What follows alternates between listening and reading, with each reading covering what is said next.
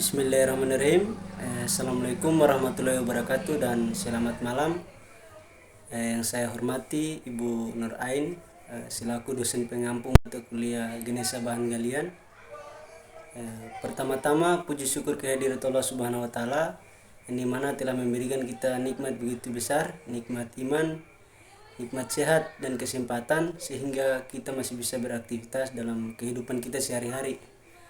Salawat serta salam kita kirimkan kepada junjungan kita Nabi besar Muhammad Rasulullah SAW beserta para sahabat sehingga kita masih bisa mencium aroma-aroma keislaman itu sendiri. Perkenalkan, saya Rahmat Fikri Hardan dengan NPM 073822110996. Saya dari kelas C. Di sini saya akan mempresentasikan terkait dengan batuan psikis. Saya langsung saja.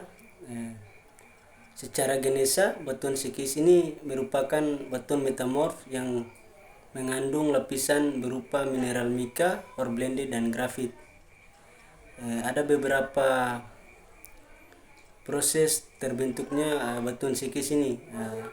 Yang pertama ada prolitit atau kemudian disebut dengan batuan asal, di mana batuan psikis ini umumnya berasal dari batuan sedimen seperti shale atau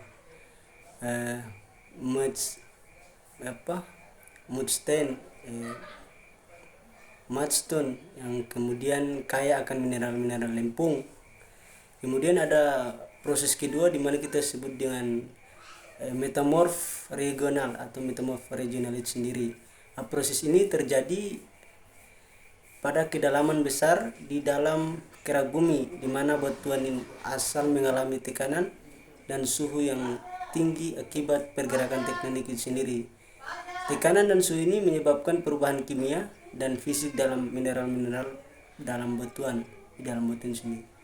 Kemudian yang ketiga ada proses rekristalisasi atau proses kristalisasi sendiri, di mana mineral-mineral dalam batuan asal ini dia akan mengalami kristalisasi atau kita sebut dengan pembentukan mineral-mineral baru yang stabil.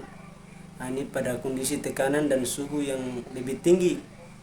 Mineral ini umumnya ditemukan pada batuan psikis termasuk mineral mika, misalnya seperti muskovit dan biotit, dan kuarsa, feldspat, dan garnet.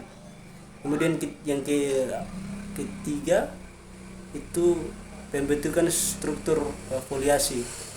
Karena tekanan yang tinggi, mineral-mineral dalam batuan cenderungnya tersusun dalam lapisan-lapisan atau lembaran-lembaran paralel, menciptakan struktur foliasi yang khas pada batuan psikis ini. Foliasi ini memberi batuan psikis penampilan berlapis atau bersisik.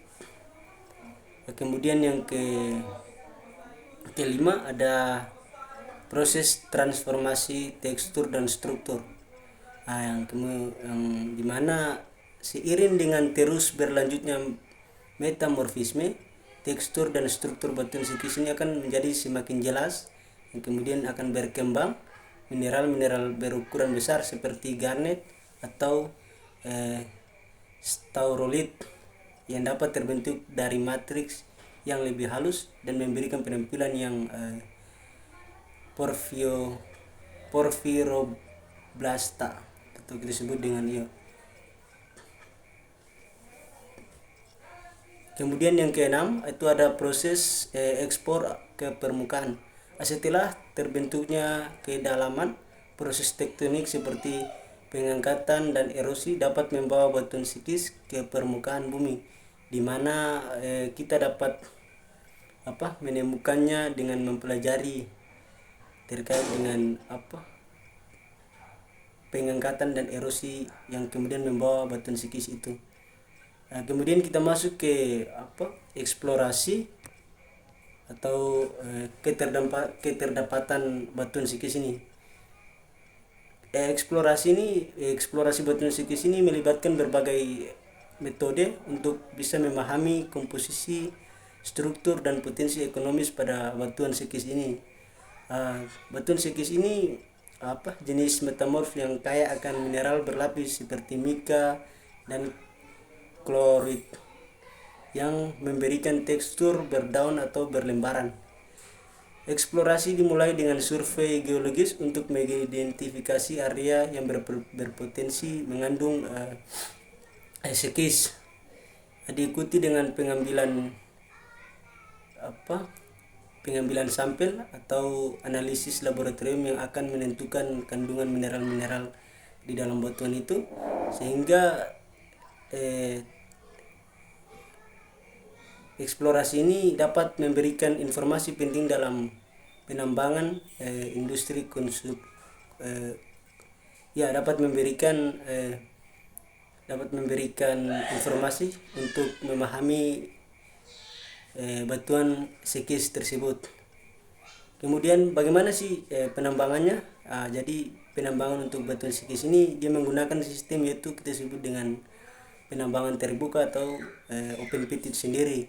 Karena seluruh kegiatan yang dilakukan berhubungan langsung dengan udara bebas, itu biasanya penambangan batu sekis ini merupakan penambangan yang dilakukan dengan skala kecil. Dan biasanya dilakukan oleh masyarakat atau penduduk di sekitar setempat. Kemudian kita masuk manfaat atau pemanfaatan terkait dengan batuan sekis ini. Untuk batuan sekis ini manfaatnya sangat banyak. Kita bisa lihat ada beberapa. Sini saya mengambil beberapa manfaat batuan sekis ini. Yang pertama ada untuk bahan bangunan, kemudian yang kedua sebagai konstruksi jalan, kemudian ada juga sebagai material industri. Saya mengambil salah satu contoh untuk bahan bangunan, di mana ada batuan sekis ini digunakan untuk pembuatan lantai dan dinding, di mana batu sekis ini digunakan sebagai bahan lantai dan dinding karena tampilannya itu agak menarik atau estetik dan daya tahannya itu yang tinggi.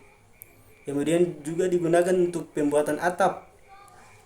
Beberapa jenis batu sekis ini digunakan sebagai material atap karena kemampuan batuan ini menahan cuaca yang ekstrim. Kemudian untuk manfaat sebagai material industri, misalnya isolasi termal. Batuan ini karena sifatnya isolasi termal yang baik, batu sekis ini digunakan dalam industri yang untuk memerlukan bahan dengan daya tahan yang tinggi, bahan daya tahan panas tinggi. Kemudian batu sekis ini biasanya digunakan dalam pembuatan semen. Kadang-kadang digunakan dalam pembuatan sebagai salah satu bahan tambahan. Kemudian kita masuk soal manfaat untuk rekayasa lingkungan, di mana dia juga dikatakan dia juga dimanfaatkan untuk kontrol erosi, di mana batu sekis ini digunakan dalam proyek pengendalian erosi karena kestabilannya itu yang tinggi terhadap aliran air. Kemudian juga digunakan dalam pengolahan kimia, misalnya filtrasi air.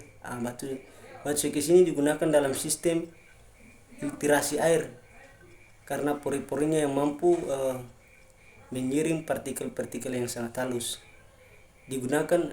Kemudian yang terakhir, untuk manfaat batuan sekis sendiri itu biasanya untuk pengolahan limbah, di mana batu sekis ini biasa digunakan dalam pengolahan limbah industri untuk menetralkan asam dan bahan-bahan kimia yang berbahaya.